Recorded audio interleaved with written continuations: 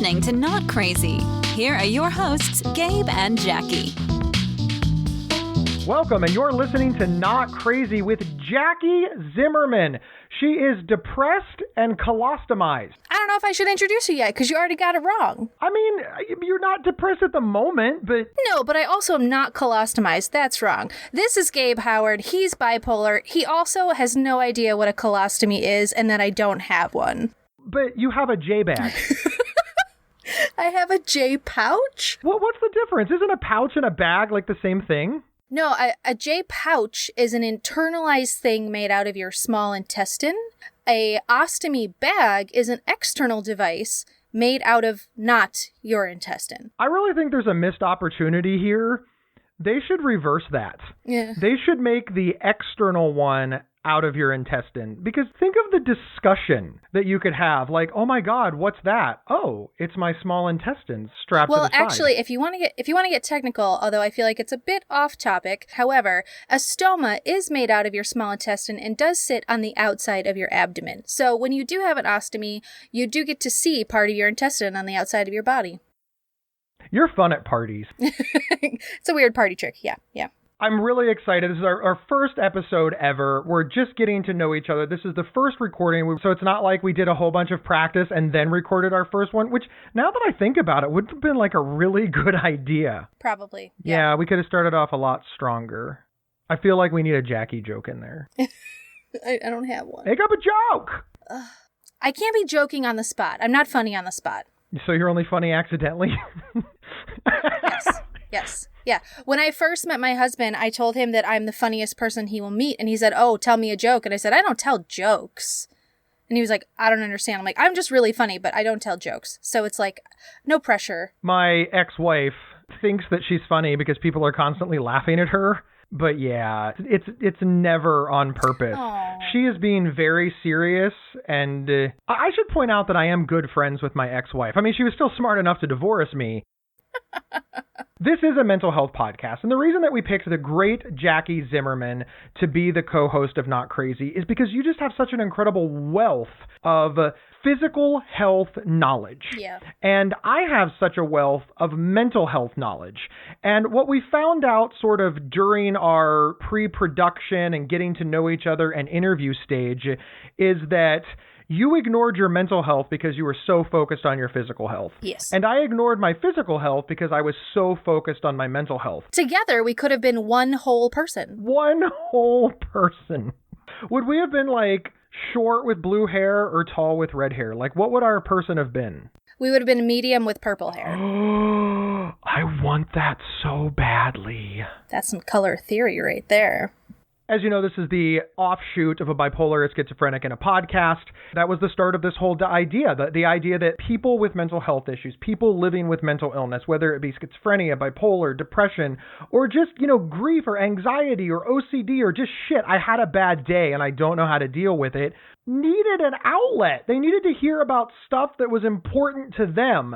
And not like in this nonsense self-help garbage, oh, you're a shitty person, but if you listen to my podcast and give me $100, you'll be less of a shitty person kind of way. But if you do want to give us $100, I wouldn't be sad about it. We will not turn down $100. You can PayPal us at show@psychcentral.com. That's not even a real PayPal address. Like, the money's going to go nowhere. So quick. What's our PayPal address, Jackie? No, I'm just kidding. Don't say it. Don't say it. I think that part of the, we'll say, inspiration behind this show and the direction that we're taking is this idea that physical health and mental health are connected, but that the world doesn't quite realize that. So there's a lot of focus on physical health, about how to keep yourself fit and great and all of this stuff. And there's starting to become, I would say, a shift on mental health. But there still is a lack of understanding that mind-body connection is real. And as somebody like myself, like we mentioned, had a very rough go at physical health, not just like I wasn't healthy and I was overweight and sad and lonely. Well, that's not physical, but you know what I mean. It was that like my body was eating itself and I was dying. It's kind of this bizarre thing that if you're talking to a doctor, you still have to really push the mind-body connection. I have a medical team now that believes this, which was a huge shift from when I first was sick. And so I think the idea behind this podcast is to talk about mental health from people who obviously are mentally ill. I guess we'll talk about that later because I don't really define as mentally ill. However, but not discounting the fact that a lot of people with physical disabilities, physical illness, also experience issues with their mental health, and not discounting their experiences by saying, oh, well, it was just a temporary lapse of happiness in your life, or it was just situational depression. Like, all of those are issues with mental health that are worthy of being addressed. I love what you said. Even though you have depression, even though you've been suicidal, even though you take medication for depression, you don't define as mentally ill. So, for example, even though I am 42 years old, I don't define as 42 years old. I define as a millennial because everybody hates me. So it just seems like it fits better. And you're probably thinking, as a millennial, no, Gabe, you are not a millennial. Just like I'm thinking, no, Jackie, you're not mentally healthy. Yeah, I think that's a pretty fair assumption because I am 100% thinking that. The way that we talk about mental health, mental illness, the words that we use, we see a lot of stuff on the internet about everybody policing language. And it's not just in mental illness. It's not just in mental health. It's everywhere. Everybody is just fighting about, person first language. These words are offensive. I don't identify that way. Don't talk it this way. I'm not trying to throw that all out like these aren't valid discussions, because I think that there are valid discussions in there. But I think that sometimes people go too far. And speaking just in the mental health community, we have this idea that people who say things like, I am bipolar, are somehow being offensive. Yes. Or people who say, I'm not crazy, or I am crazy, or I feel crazy, or I'm acting crazy. Like, no, we can't say crazy. Or even just using the word crazy. Like, oh, that's crazy. You can't say crazy. I'm guilty of this. I say bananas. I don't say crazy. Makes me feel icky. So I'll be like, oh, that's bananas. And it's also because I picked it up from a former coworker who I really liked. But here's the problem that I have with this. We're not doing shit to make life better for crazy people. We're just changing what we call them. Isn't that fantastic? We don't have to do anything to make you well, but we're going to give you a different name. When we started being more PC and making things better for them because you can't call them crazy, or we gave them a better title, we'll say, but then we took away all their help and support, and so their lives got shittier. Do you think the people in those families feel like that's a win? Do they really feel better that they can't get the medical care that they or their family members need? Because after all, we're speaking about them in a positive way. We're not putting our money behind them in any positive way, but we're speaking about them in a positive way. Side note, I live in Michigan, and I saw in the news the other day, we are rolling back resources for mental health. Michigan State wants to shut down funding for counselors to meet with patients via insurance. So basically, in a time where Generation Z, we're all crazy, all the little ones are running around with their lives on display and freaking out about it. That wasn't very nice, but anyway. You're getting letters for that one. I know. I'm sorry. I'm not sorry. Anyway. I apologize. Wait, hang on. It's Generation Z? You're getting tweets for that one. Yeah. You're getting Insta pictures for that one. They're going to Snapchat me, but joke's on them. I'm not on Snapchat. But there's this huge focus. I mean, all the psychologists and psychiatrists are saying we are about to have a mental health epidemic on our hands with this next generation. And meanwhile, our legislature's like, cut the funding. We're fine. We'll be right back after this message from our sponsor. This episode is sponsored by BetterHelp.com. Secure, convenient, and affordable online counseling. All counselors are licensed, accredited professionals. Anything you share is confidential. Schedule secure video or phone sessions, plus chat and text with your therapist whenever you feel it's needed. A month of online therapy often costs less than a single traditional face-to-face session. Go to BetterHelp.com/PsychCentral and experience 7 days of free therapy to see if online counseling is right for you. BetterHelp.com/PsychCentral. And we're back talking about why crazy is not an offensive word. I'm always going to say things quote unquote correct. I'm going to say died by suicide rather than committed suicide. I understand how person first language works, living with bipolar or living with schizophrenia. I understand all of these things because, I've been educated. I'm right in the thick of things. You might not know this, but I have a podcast. You have a couple podcasts. I do, and they're fantastic. But I didn't start out this way. And could you imagine if Gabe Howard from 20 years ago would have gotten the courage? Fuck it. Could you imagine if Gabe Howard from 20 years ago would have gotten the balls to stand up and say, hey, something is wrong with me. I am crazy. I am screwed up. And the response to that would have been, Gabe, no. You're a person who is living and currently experiencing a mental health issue. You're saying it all wrong. You know how much gumption and courage it takes to admit that you're crazy? And instead of helping me with that, they corrected my language. I can't relate to that necessarily because my issues with depression and anxiety didn't start until my mid-20s when I was, an adult and supposed to be living my life and being great. And then I got sick and my life just tanked really fast. I lost my job. I was dying, all that jazz, that fun stuff. But I didn't even really have the opportunity to sort of declare that I was depressed. I just got there real fast and it got real bad real fast. And there was no talking to people to get help. It was just, this is a crisis immediately. We need to jump on this before there's nothing left to jump on. So I remember one time I was really, really sick and I was really, really depressed and I was definitely planning my suicide. And I went to my doctor for a regular checkup and my dad drove me because I wasn't able to drive myself. And the doctor was like, we need to get you inpatient right now. I was like, but I have this day planned with my dad and he drove me here and I really just want to spend the day with my dad.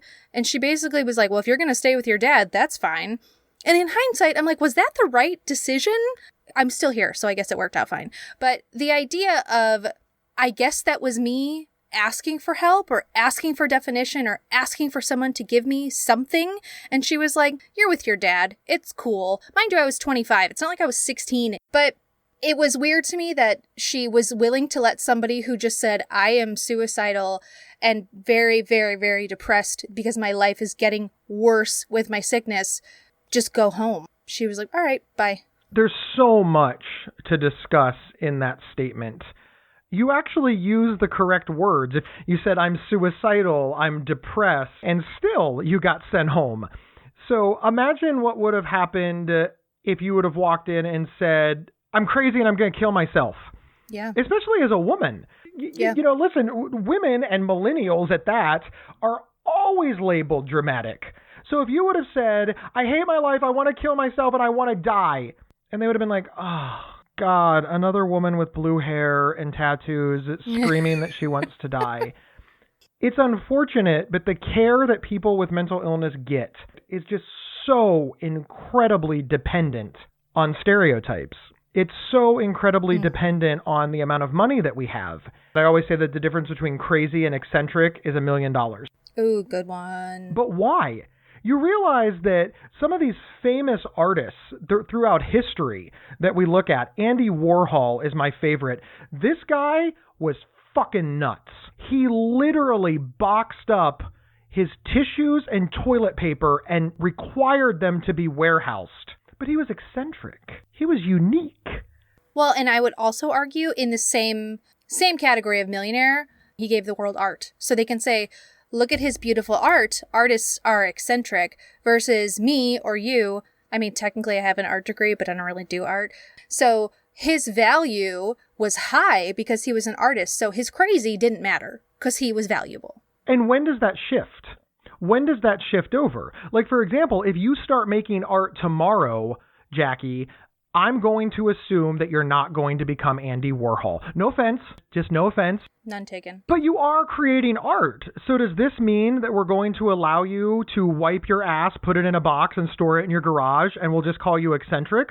Or are the people listening to this thinking, that's batshit crazy. Saving that is disgusting and sick, and that person needs help. But Andy Warhol not only did that, he paid people to do it for him. He just... Well, that's where the money comes in. Put the box. And now, all these years later, we open up these boxes and sort through them. And we're finding fascinating things in there. Like shit? Like Polaroids of Marilyn Monroe. And shit. Well, this is the perfect storm trifecta of the appropriate type of crazy. I contributed to the world, I have a lot of money, and I'm crazy. And if you are missing any of those pieces, I don't think it works. I don't think you get to be Andy Warhol if you're not rich or you're not an artist. So it means that we're not policing the behavior anymore. And that's my entire point. We're not looking at the behavior. We're looking at the person and then the behavior. Yes. This behavior is okay if you're Andy Warhol. Yes. This behavior is not okay if you're Gabe Howard. But this behavior becomes okay again if you're homeless, suffering from schizophrenia, and we're okay with letting you freeze to death under a bridge. Because after all, get a job, lazy ass. Well, because now you're doing the opposite. You're not contributing. You're doing the opposite. You're hurting us. So we don't need to help you. Shame on you and your homelessness. Right? This is your fault. The discussion surrounding severe and persistent mental illness is almost non-existent until crisis point happens. The discussions surrounding mental health and mental health crises are starting to happen in a productive way, but we have all of these external forces that are trying to control the narrative by controlling the words. The example that I get all the time is I say, my name's Gabe, I'm bipolar, and people immediately look at me and say, no, you're not. You're so much more than just bipolar, Gabe. You're a person. To which I respond, yeah, I know that. Do you think so little of me that you think that I think that I'm just bipolar? Also, why are you hearing the word just? I said, I'm Gabe, I'm bipolar. And what you heard was, I'm Gabe, I'm just bipolar. Why did you feel like you needed to add that word? If I would have said, I'm Gabe, I'm married, would you have said, oh my God, you're so much more than just a husband? If I would have said, my name is Gabe, I'm a father, oh my God, you're so much more than just a father. Come on, if you introduce yourself, hi, I'm Jackie, I work with Gabe. Do you think anybody would say, oh my God, Jackie, you do so much more than just work with Gabe.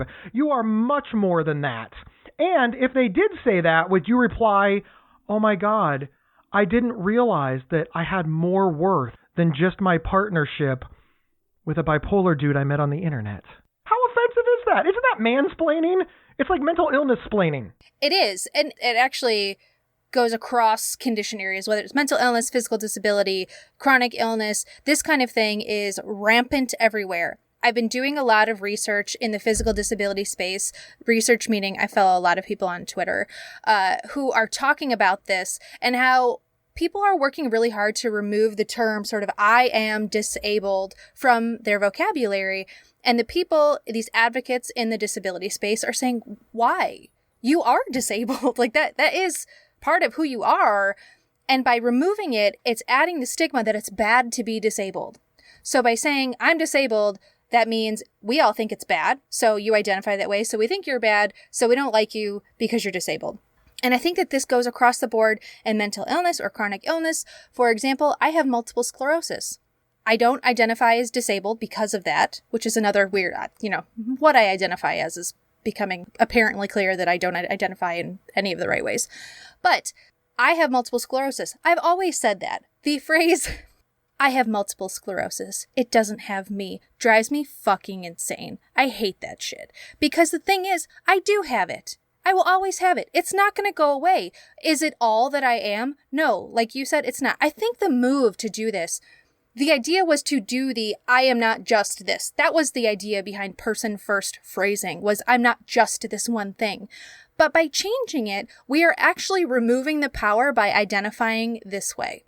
And I'm not going to say I feel powerful when I say I have MS or I have ulcerative colitis or I have depression or I have anxiety. Should I keep going of all the things that I have? I'm not going to say... We don't have that kind of time. I don't feel more powerful when I say that. It's not a conscious decision, but it just seems silly to me to beat around the bush to say I am a person with or I have been diagnosed with. No, I have it. End of story. It's faster. I guess it's the more compact way of saying it, and I'm all about getting shit done fast. For me, it's just about wanting to define my own life. That's all I've ever wanted to do. I remember Gabe at 12. I was a fat little pimply-faced, four-eyed, braces-having redhead. Face only a mother could Oh my love. God. I don't even think my mother loved it, to be honest. She was just like, oh my God, he's adopted. My parents just, I don't know. And I've long since lost the point of this entire story. Let me reel it in for you. I got this. Ready?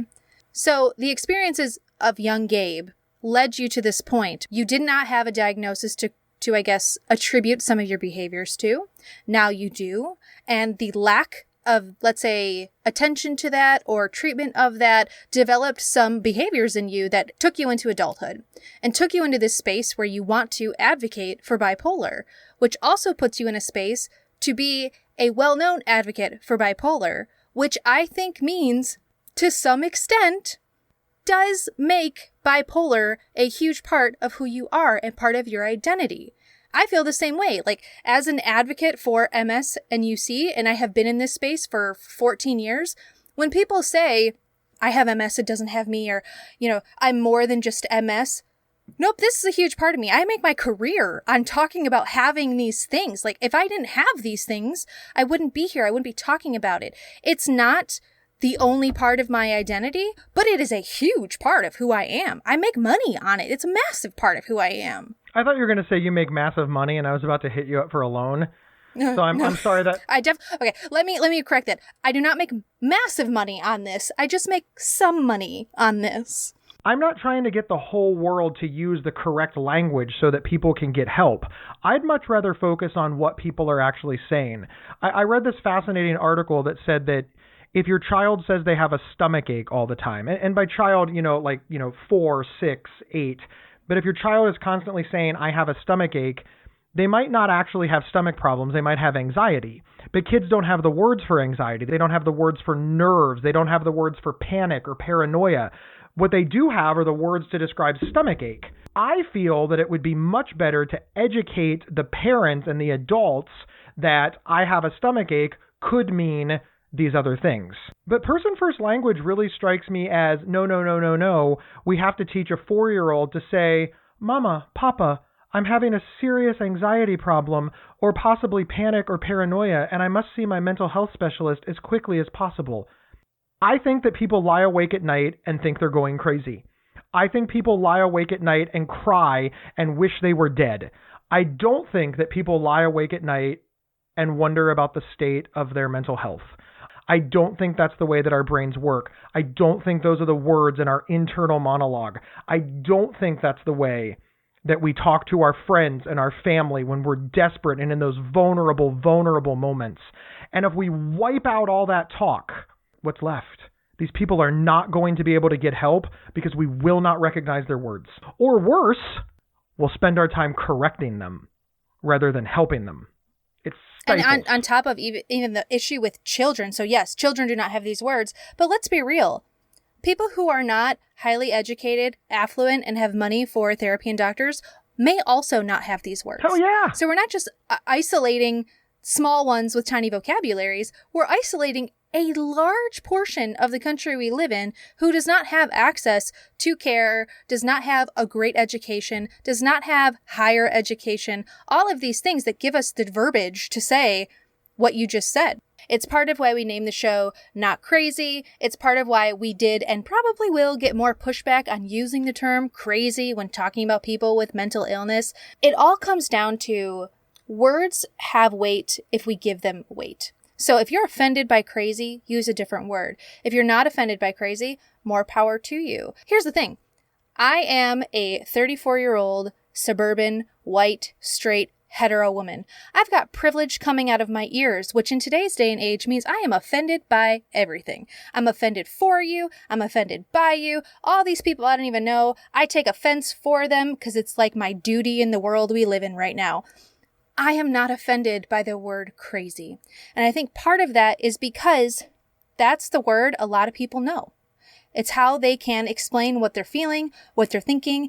And if people who don't identify with mental illness use the term crazy in a way that does not talk about mental illness, it's not even related to mental illness, who cares right now? I feel like we have bigger issues in the world than whether or not the word crazy is offensive. And one of those issues is that people with severe and persistent mental illness are literally freezing to death every winter.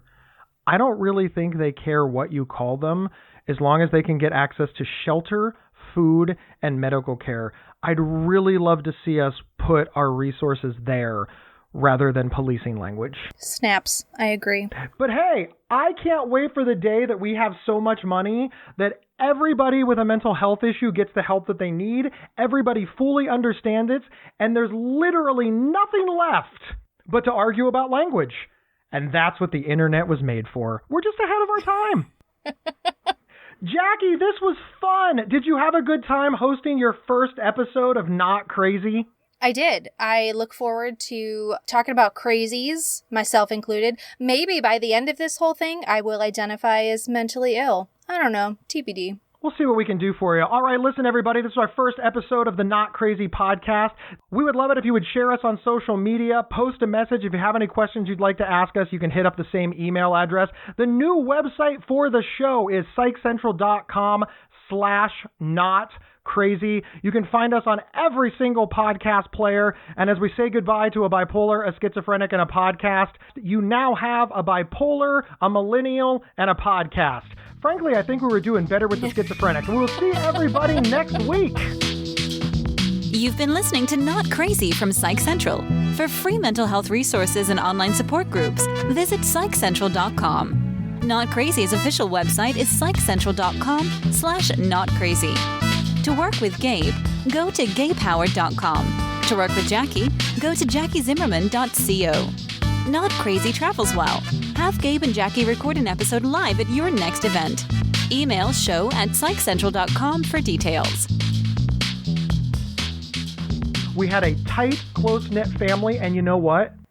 We even ate dinner together. Wow. I know. Blows people's mind. You sat down and ate dinner together? Yes, at the table. Did you grow up in a movie? Because this isn't real. I didn't. At least I don't think so. Reality TV wasn't a thing, but there could be tapes out there. My dad did have a camcorder, and I can't believe that I did not grow up to be the guy from the Goldbergs that used his family movies to make a fortune. I am so angry at that, especially since we're the same age. Yeah, are we? And his family is exactly my family, and it's the 80s. It just fuck you, Adam Goldberg.